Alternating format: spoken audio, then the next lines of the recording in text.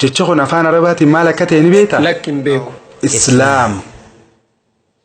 Dhugaa jettamoo? Akkasi.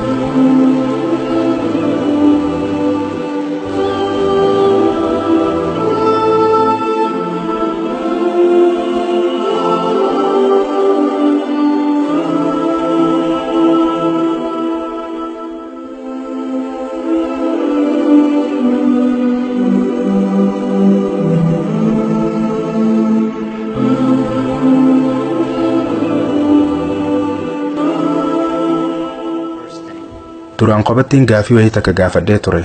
Ammaas sanumaan irra deebi'ee isa gaafadha. Gooftaan dhugaan jiru tokko qofa ta'uu isaatti amanuu keenuuf mirkaneessi. Rabbi tokko qofa akka ta'e ni amana. Hayyee. Tanaafuu hayyee ammoo ani nan joona jalaa jee.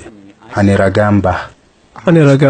Allah malee haqaan gabbaramaan biraa akka hin jirre. Haqaan gabbaramaan Allah malee ka biraa akka hin jirre. Akkasuma ammaas ragaan baha. Muhammad ergamaa isaati.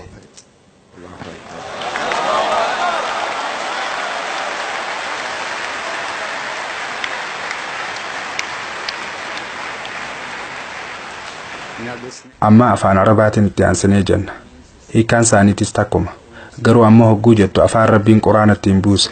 Afaanuma akka Yesuus, Abrahaamii fi Muhammad sallallahu alaihi wasallam saniin jechuuf deemta. Qophooytee? Qophaa'e. Ashhadu an la ilaha illallah wa ashhadu Ana Muhammad Rasulullah. Bismillah. Rasulullah. Perfect. Haalaan gaarii. Mashallah.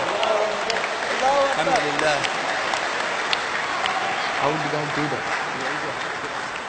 Now.